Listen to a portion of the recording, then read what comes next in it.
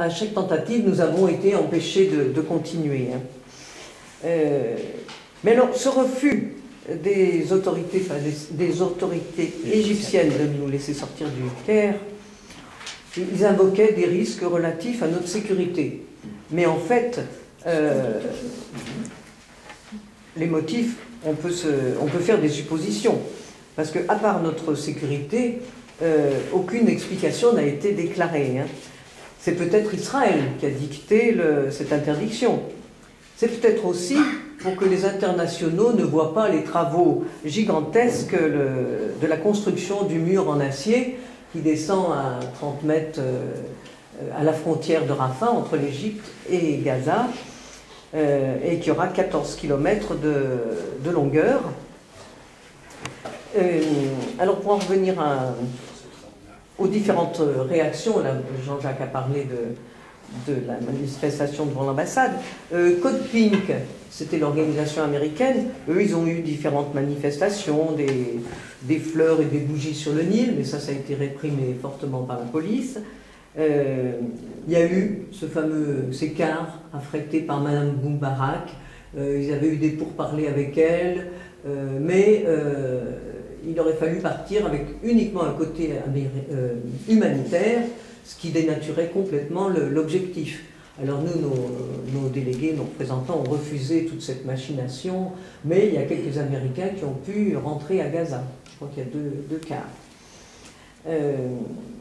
Alors les militants du collectif auquel Malika et moi nous avons participé, ils ont participé à des manifestations, différentes manifestations. Il y a eu les journalistes égyptiens. Nous avons eu aussi, ça c'est une rencontre très importante, une rencontre avec des membres de la société civile égyptienne, des représentants d'associations. Alors c'était très confidentiel, on y allait par tout petit groupe, il fallait absolument être vu. Enfin, Malika, tu peux peut-être en parler. Eh bien, on était par groupe de 2-3 environ. On quittait l'hôtel au fur et à mesure et on était distancés les uns des autres environ de 15 à 20 mètres pour pas se faire repérer. Parce qu'il faut dire qu'à l'hôtel où nous nous trouvions, autant au 12e étage où on pouvait se réunir ponctuellement qu'au rez-de-chaussée, il y avait tout le temps de la police soit en civil, soit en uniforme, qui se cachait à peine, et puis qu'on voyait, c'était évident. Et lorsqu'on a été amené à quitter l'hôtel, on savait très bien qu'ils étaient présents. Donc on s'est retrouvés par étapes à traverser une grande partie de la ville, à pied, et on est arrivé à cette réunion. C'était un bureau d'avocats, il me semble, quelque chose comme ça. C'était leur salle. C'était une salle de réunion. Travail, oui. Une grande salle de réunion. Mais très, très simple. Ah oui. Et là, on s'est retrouvés, combien on était, je ne sais plus. On était assez nombreux, finalement, même des personnes qu'on ne voyait pas d'autres groupes. On les a retrouvés à cette occasion. Parce qu'ils étaient dans un autre hôtel. Voilà. Ouais. Voilà. Mais donc ces Égyptiens nous ont dit que le fait qu'on soit resté en Égypte, c'était pas un échec pour eux, parce qu'au contraire, ça avait permis d'exprimer ce blocus et de dénoncer Israël, ce qu'eux essayent de faire, mais ils sont tout de suite réprimés. Au même moment, excuse-moi, je fais une petite aparté, le gouvernement égyptien recevait M. Netanyahou. Voilà. La réception ne s'est pas faite au Caire, elle s'est faite... Sharm el-Sheikh. Sharm el-Sheikh, c'est ça, voilà. Mais ça a hésité un moment. On ne savait pas, jusqu'au dernier moment, on ne savait pas si ça allait se faire au Caire. Et il y avait une discussion pour une première fois au sein du Parlement égyptien sur sur la construction du mur, avec dans les journaux égyptiens des invocations très fortes de la sécurité qui seraient menacées par les gens de la bande de Gaza. Ils ont même fait donner à un moment un imam très proche du régime, je pense, expliquant que justifiant la construction du mur par le fait que les Palestiniens se livreraient au trafic de drogue et que ce trafic de drogue mettrait en péril l'équilibre et la moralité de la société égyptienne.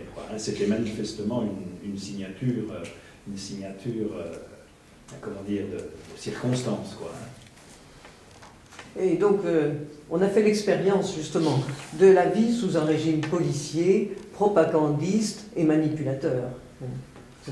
L'exemple là, c'est flagrant. Hein. Pour en revenir aux Égyptiens, dans les discussions avec eux, il a été convenu de faire une plateforme pour travailler ensemble. Avec des groupes d'études. Les Français. Voilà, donc il y a une commission qui s'est créée pour que ça débouche sur quelque chose. C'était des opposants donc? Oui, des opposants au régime. Des opposants, alors qui nous disaient qu'ils avaient du mal à travailler ensemble, mais c'est comme nous en France, c'est ce qu'on leur a dit, parce qu'ils ont des orientations, des objectifs différents. Hein. Ça peut être les droits de l'homme, ou les droits des femmes, ou la liberté, oui. Oui, j'ai entendu que dans certaines manifestations ou dans des regroupements de rue, il y avait aussi des provocateurs. Des gens qui étaient venus pour montrer que ce n'était pas non violent, mais que ça pouvait être violent. Il y a, à ma connaissance, hein, je pense qu'il faut toujours... Il y a eu plusieurs manifestations donc, qui ont pris une forme où on était à la limite de notre charte, puisque les manifestations sont interdites en Égypte. Dès qu'il y a 5 à 6 personnes qui se réunissent, il y a presque immédiatement une force de police, qu'elles soient en civil ou tout ça. Il y a eu une manifestation à laquelle vous étiez, je crois, moi je n'ai pas pu y aller, devant le musée égyptien. Oui, c'est la seule, à ma connaissance, où il y a eu un début de violence qui semble avoir été, c'est-à-dire les gens étaient assis au milieu de une grande place, hein, le musée égyptien il est sur la plus grande place du Caire, là, et il y a eu un début d'énervement des forces de police, apparemment assez vite calmé par les gradés. Mais ça, c'est pas du tout impossible, parce que par exemple, nous, devant moi j'ai passé 5 jours et 5 nuits donc devant l'ambassade de France, entourée par 3 cordons de soldats en permanence qui restaient là pendant 12 heures. Il y avait après tout un cordon de gradés qui étaient soit en civil, soit en militaire, et énormément de troupes en civil. Des gens qui avaient des matraques, et en permanence, on était... D'ailleurs, on a été fichés, photographiés, fichés, comptés, à un point qui nous sied, quoi. Parce qu'à un moment donné, ils ont voulu s'opposer au fait que les internationaux, les Américains, les autres, vous étiez venus nous rendre visite, ils ont dit, si ça devient un point de ralliement de tous les gens qui sont au Caire, on interdit, de nouveau, on vous empêche de sortir, quoi, et d'entrer. Eh bien, ils avaient compté exactement qui couchait là, qui ne couchait pas là, qui était français, qui ne l'était pas. Et il y avait des officiers qui parlaient très bien français, des officiers civils, de la police, de la sécurité intérieure, quoi. Alors, c'est pas impossible qu'il y ait eu, à certains endroits, des choses comme ça. Hein, alors, qu'est-ce qu'il y a eu comme manifestation? Il y a eu donc celle-là devant, et il y a eu une manifestation devant l'ambassade d'Israël, le dernier jour, c'est-à-dire le vendredi. Hein. Il y a eu la manifestation aussi des journalistes, oui. À la maison des journalistes. Ça, c'était par rapport à l'avenue de Netanyahou. Oui.